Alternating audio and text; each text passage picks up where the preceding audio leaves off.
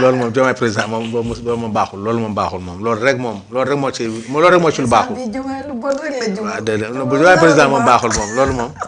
moo tax ma koy xamal ne ko li nga xam de nee na naa ko wax lan la def assemblée ba ma war a wax. su ma ci mayee 2 minutes rek. mais loolu wax nga ko fi sax yàggul moom nee na il faut que ma wax ko. waaw wax ko mooy xam nga réforme structurante.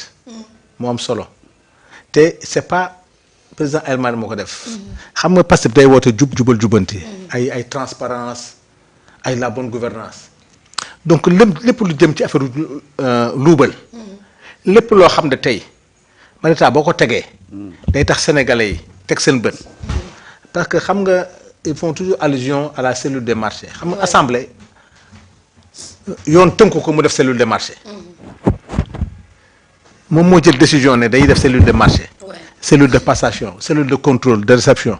loolu yëpp boo ci nekkee def manuel boo xam ne wóor na yow manuel bii. dafa bokk ci liggéeyu assemblée nationale. tey nga def manuel boo xam ne pour ñu permettre. tey ngeen def seen mission te mosu fi am depuis l'indépendance. tey nga changer règlement intérieur. tey Marita. assemblée bu mu waree di contrôler yeneen budget yi war na mën a contrôler budget.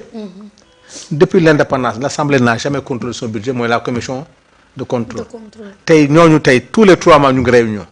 mais c'est-à-dire réformer administration bi tey fexe ba administration bi am benn référent.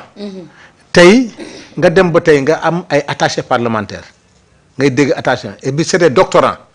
bi ngay dégg assemblée mosuñu bokk ci personnel assemblée. tey ils ont été recrutés avec un statut. te boo ko toppoon loolu laa koy wax ne ko. mais loolu yëpp pour mu def ko dafa fekk mu ànd ak le groupe parlementaire ñu nangu ko. tey li nga xam ne tey moom na économiser tey ci finance su assemblée nationale plus de 500 millions nga économiser ko ci nga xam ne tey chaque député dana am ñaari oto membre de bureau yi ku nekk da nga daan am ñaari oto tey benn anomalie bi gënoon grave est-ce que xam nga ne tey ci nguuru Macky Sall boobu député yi amoon oto dañuy am en même temps 900000. da nga yor sa oto. yor 100000 loolu yëpp mu dindi ko. tey mu fexe ba indi leen oto yoo xam ne tey assemblée garage ba 3 ans yoonam nekkul ci assurance 3 ans yoonam nekkul ci nga jënd paquet boo xam ne tey tu as fait économie minimum 400 millions.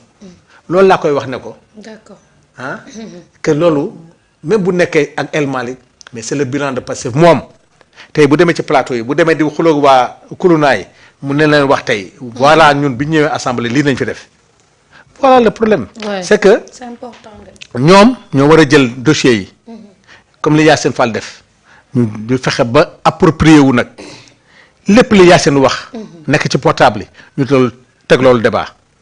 naka na Farba Ngom fexe ba jot ci PV yi naka na Farba Ngom fexe ba téléphone yi dugg fa.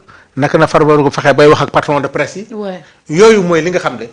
mooy débat yi nga xam ne réforme yi nga xam ne moom la fi indi. te loolu nag mooy jàppale Ousmane Sonko sur la bonne gouvernance. d'accord ci mbir moomu Samba.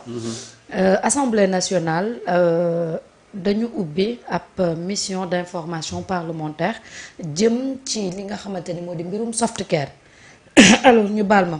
présidente bu mission d'information parlementaire boobu nga xamante ni moom daal di mu di honorable député Khady Sarr mu ngi informé que ni conformément aux dispositions de l'article 51 du règlement intérieur de l'Assemblée nationale la mission a entamé le mercredi la phase d'audition prévue oui dans le cadre de son mandat alors maanaam dinañ ci ubbi daal ab information bu yaatu boo xam ni dinañu xam exactement lan moo xew ci mbiru softcare niñ ko defee ci softcare ubbi ci ab enquête xool ci lan moo ca am lan moo tax ñii ñu war leen sanctionné wuñ leen loolu lañ ko war a ubbee ci mbirum Farba Ngom ak ay téléphone am pour xool téléphone bi ñan la doon jokkool lan moo nekk ci téléphone bi PV yi nu mu def bi jot ko comme le doyen Sane wax parce que aussi ce qui est valable pour léegi comme dañ ko waxoon fii waaye xam nga fii dañu waxoon ne le dossier softcare assemblée da ci war a dugal loxo. waaw ñoo ko waxoon fii heureusement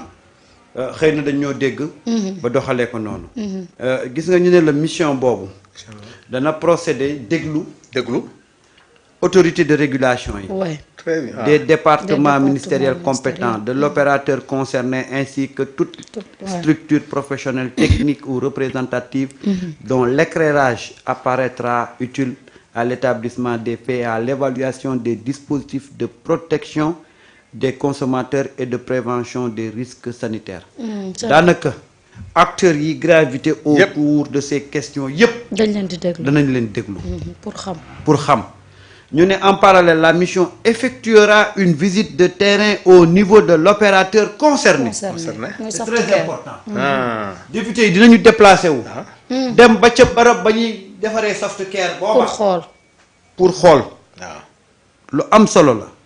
ñu ne afin d'apprécier in situ les conditions de production, d'entreposage et de traçabilité ainsi que la mise en œuvre effective des prescriptions techniques et des exigences de conformité. C'est tout. nagam sàmmonte C'est na. toute la conformité. C'est ça qui pose problème. lii mooy. Ah oui, les lañ doon certificats, jooy fan yële les passé. certificats de conformité. ne même bu fekkee ne de l'autre côté on n'a pas encore pris des mesures mais waa député yi war nañu organiser une mission saisir question bi pour jëm koo élucider. Heureusement déglu nañ ñu loolu moo waral du ñu yem ci déglu rek les acteurs concernés mais danañu déplacer wu dem ba ca barab ba ca boppam. xool conditions yi ñuy defaree produit yi conditionnement yi loolu lañ ci jublu nag mooy fexe ba xool askan wi la muy jëfandikoo. mooy nagam jëfandikoo. baax na ci moom.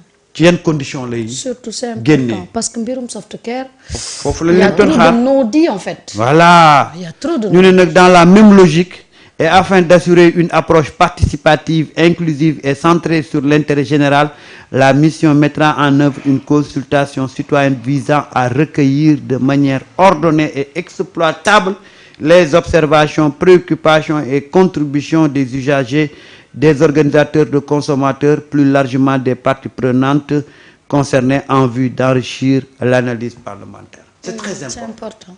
Voilà. xam nga gars yi bi ñu fi commencé di wax affaire Voilà soft le care contrôle. dafa am ay autorités yu nekk ca soft care doon menacé ne dañuy Ah porter oui. plainte. Plainte. loolu pour ba ñu doon laaj demande d'explication waaw ñi. loolu dañoo bëggoon xoxatal askan wi. waaye assemblée ci député yooyu nee nañu danañu organiser waxtaan bu yaatu. ngir déglu askan week ko association consommateur yeeg ñëpp ñu wax leen ñoom seen gis-gis ci produit yooyu ak bagage yooyu ñu mën cee gën a am lu leer pour mën ci def une analyse claire. Clair. lii mooy mission Lii parlementaire. mooy mission bi. te nag pour jeexal nii nga ko nii ñu ko defee nii. Nii. nañ ko exiger noonu ci téléphone yi. Téléphoné. rek dëkk bi ànd ak ñoom. ubbi ab enquête. c'est pas compliqué. C'est pas compliqué. léegi ñu noppi. sàcc sàcc ba koy dax. waaw dental leneen lu dul toog naan day werante. mais c'est ça. fekk dañ leen daxagul rek dañ leen bàyyi noonu Ousmane Sonko rek te Ousmane Sonko waxal ak ñoom. waaw mais tey am na député yoo xam ne je vous assure que ne fii ak mois de janvier moom ñoom xam naa ne dinañ yàkkamte mois de janvier jeex. ne si mois de janvier nañuy weeru ñoom ñëpp lépp lu ñu defoon ci lu bon dina feeñ ci mois de janvier bi. mais bu feeñee est-ce que dina am. Léegi suite ba ca war parce que léegi nag nag, ñun moom wax dëgg yàlla sonn nañu ci effet d'annonce yi. léegi nag man diw def na lii waaw, waaw. diw def na laa Léegi nag te man- du am suite. ca la ma leen di privilégié ñoom ñii di dem. waaw na nekk ca la askan wa ñuy dajal lam leen di wax. waaw surtout ndax xam naa ne ca société ba la ñuy dem. duñ fa gis. amaana na buñ fa demee. fekk nañ lépp normal duñ fa gis liñ fa bëgg a waaw gis. nañ privilégié di nag. leen defar lu bëri. waaw nañ privilégié nag ah. askan wi ñuy dajeel liñ leen di wax. Liñ leen di y en wax. a énormément nag. yoo xam ne mën nañ leen wax lu baree baree bare. d'accord waaye bu fekkee ca barab ba fële la rek. duñ fa xam dara. waaw damay sax boo moytu bâtiment bi la ñuy déplacé. yóbbu ko de mën naa ne alors doy sana sa gis-gis ya tam ci lii.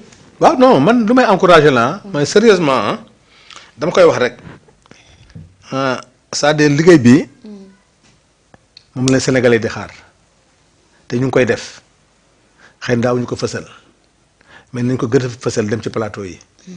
nee naa la gis naa ci 3 ou 4 questions yi nga xam d'information et d'enquête la. bii ci la bokkoon am na yu Ousmane Fall yoo xam ne gis naa ko mais nañ dem ci plateau yi expliquer sénégalais yi sans dugg nag ci fond mais nañu avertir sénégalais yi xam ne fii lañ jëm waaw fii lañ jëm ñun suñu problème assemblée c'est-à-dire buñ ko deful kenn mooy jóg indil leen benn détail boo xam ne tu as l'impression que ñi liggéeyuñu alors que li may wax ñu ngi def liggéey bu baax parce que lii tey indi na coow ci réew mi presse bi rek moo ciy wax mais bés bu ci parlementaire yi nag demee ba wax ci mooy ça c'est la voie officielle donc maa ngi leen ciy encouragé ci démarche bi pour wax ren lii nag daf ci bëri sur l'action gouvernementale sur les préoccupations du peuple sénégalais te am naa confiance ci ñoom te je pense que ne quand même lii ñu jël ni bu ñu ko arrêté nañ ko continuer rek incha allah et puis dem ci plateau yi surtout l'honorable député bi sans rentrer dans le fond mun na ñëw ci plateau yi expliquer processus bi naka lay demee lan moo ko motiver ainsi de suite comme ça bu demee du ñàkk sax ci débat bi dina am ñu ko jox yeneen xalaat donc c'est quelque chose à encourager mais demal en France toutes les semaines yaa boo xoolee la chaîne parlementaire française toutes les semaines y a un directeur y a un ministre qui est devant le ouais, surtout donc loolu moom vraiment lu ñu rafetlu la d'accord ok alors merci doyen Sano waaye bala ñuy jeexal